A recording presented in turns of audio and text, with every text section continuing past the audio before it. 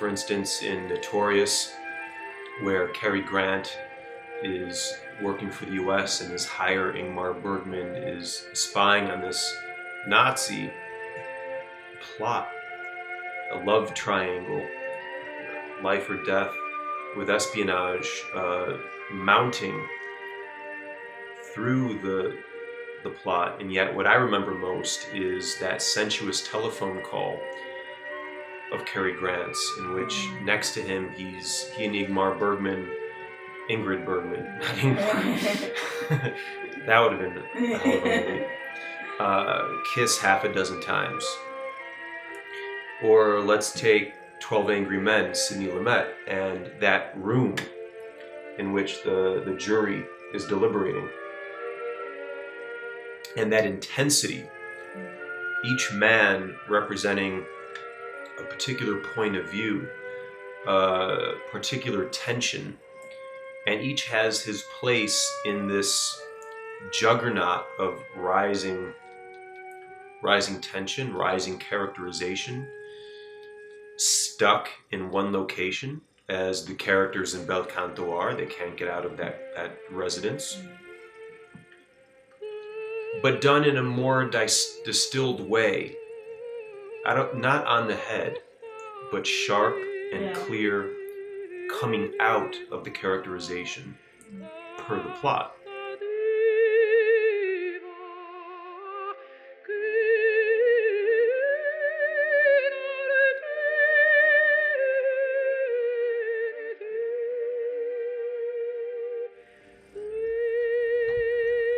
Bel Canto by Paul Weitz, I felt, was a wonderful and courageous effort at depicting humanity between people blossoming within a very intense situation. And it obviously was influenced by the Tupac Amaru rebels in Peru in the early 90s, taking hostages in either the embassy or some governmental residence. And it was a day-by-day situation for a week or a couple weeks, and eventually President Alberto Fujimori, a Japanese Peruvian, stormed the residence, killed all the rebels, the Tupac Amaru rebels, and one hostage died. What it did not include was the opera singer played by Julianne Moore at the heart of this story, who was one of the hostages. It was released only in Cinema Village here, and only at two very sort of odd times, only at 11 a.m., only 11 p.m. I can imagine a distributor struggling with the economics of releasing a picture that is not holding your hand.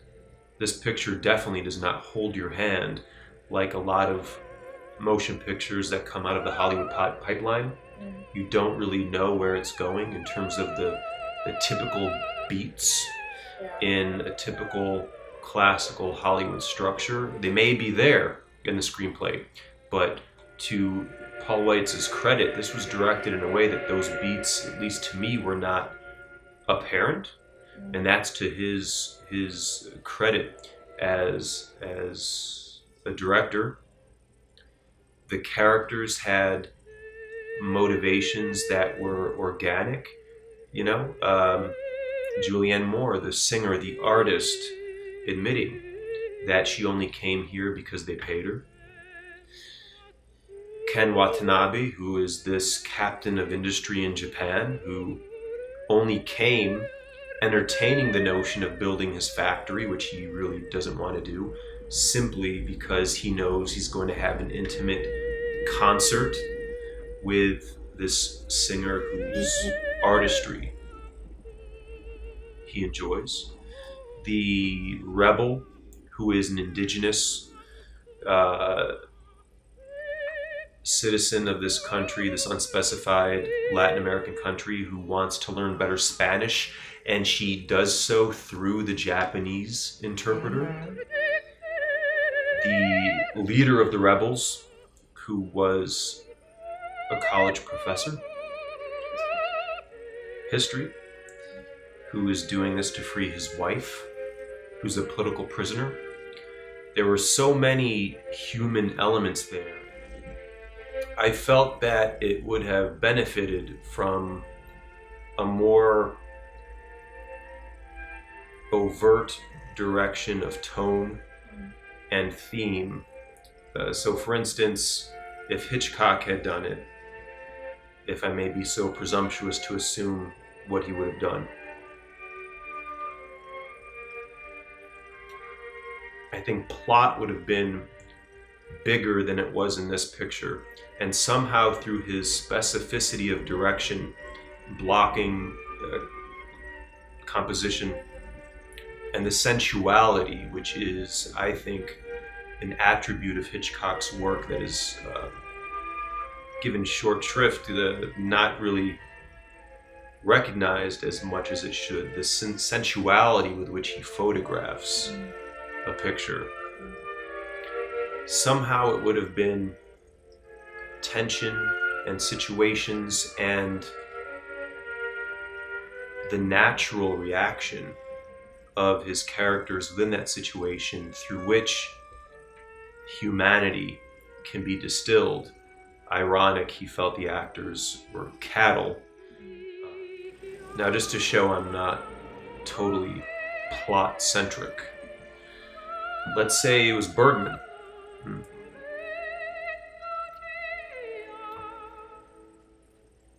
I could imagine Ingmar Bergman shooting this picture, and it would be everyone's tormented soul, which would be the star of the picture. Everyone's tormented soul, their eyes, which are the windows to that soul, character to character in certain close-ups, and the echo from the universe that doesn't respond to their prayers of torment or hope within this enclosed space of their confinement. And let's say Almodovar, right? He would be, whereas Bergman maybe would exemplify the passion in a Catholic sense, even though he was Scandinavian, of suffering for one's faith or lack of faith or hope. Almodovar would be the passion in another Latin Mediterranean sense, which I think is often found in Italian cinema too, Latin Mediterranean.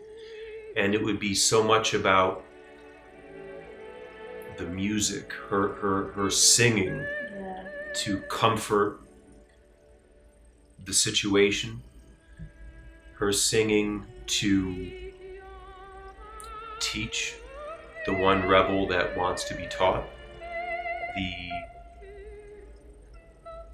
romantic partnerships between the one rebel and the one hostage, the two hostages, Ken Watanabe and Julianne Moore. It would be about the fine china and the stilettos that the female rebels see and really don't get a chance to put their hands on. About the telenovela that they're watching on TV that breaks the tension. About the tapestries, the physical interior design, this rich tapestry of physical beauty in relation to the emotional passion that they feel. And the standoff between the rebels and the government would sort of not be beside the point, but just outside of frame. And it's the humanity that would be center stage.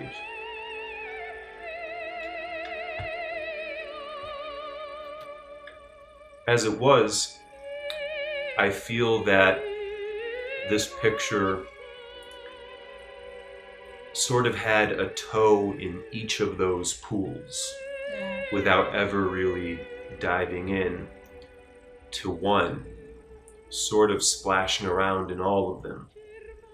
And therefore, even though there were many aspects of the picture I greatly appreciated, I feel it lacked a certain focus of tone and theme. The negotiator really didn't serve a purpose in the picture. He was presented as an important character, but nothing he did amounted to anything. Everything was either a failure or a build-up that did not have any payoff. They probably could have shown one scene with the negotiator to establish the fact that there is a negotiation happening between the rebels and the state, and then maybe left it at that, because nothing that he did was of consequence, whereas the interpreter, I think, really could have been the star of the picture, the Japanese interpreter of Ken Watanabe. He's the one that is really the link between all the parties involved.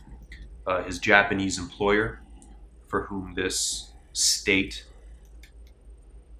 occasion was staged, the American singer and her pianist, her accompanist, who was the French ambassador, the Russian diplomat, and the rebels themselves.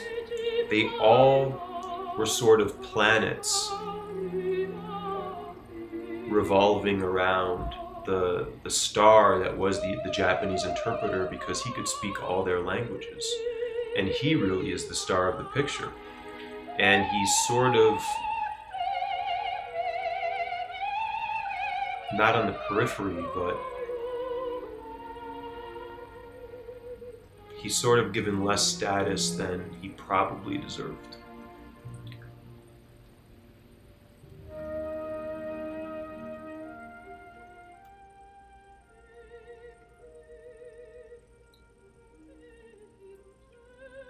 Jodorowsky Oh boy. would have made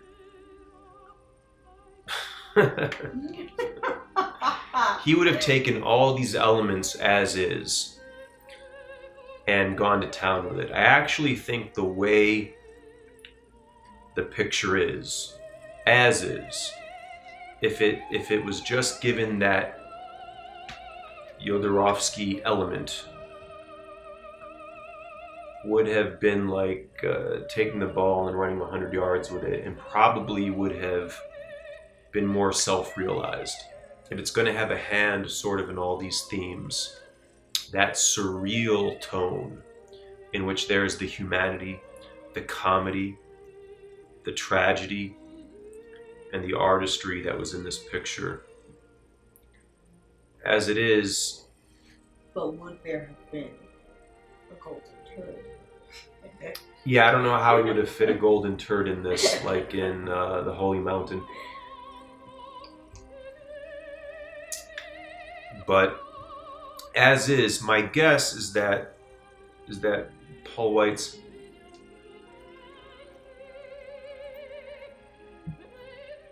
he's such an accomplished director, and when you look at Grandma, a much smaller picture, although this was also a lot of handheld, so maybe it was shot in much of a similar way, but obviously there was larger elements between the army and the extras and whatnot. I'm sure it was a lot more than the $600,000 budget or so of Grandma. Just to speak of his most recent work. He's such an accomplished director, and he knows how to show comedy, American Pie, hello, and with pinpoint accuracy depicting a culture, I feel, in American Pie, through comedy. I would tell all my family and friends in Italy, in Italia, you want a good portrait of what much of American high school life is like. American Pie, I feel, is spot on in certain segments of the country. And Grandma, most recently, showing characterization and character equaling destiny. My guess would be that somewhere in post or editing or something, some elements may have been taken out that allowed for some sort of lack of tonal cohesion. Who knows? Who knows? When you're making a motion picture, you really make the picture 3 times: one in the screenplay, one in the production, and one in editing. And it would have benefited from a more specificity of tone and theme. But it's wonderful that a motion picture like this can exist.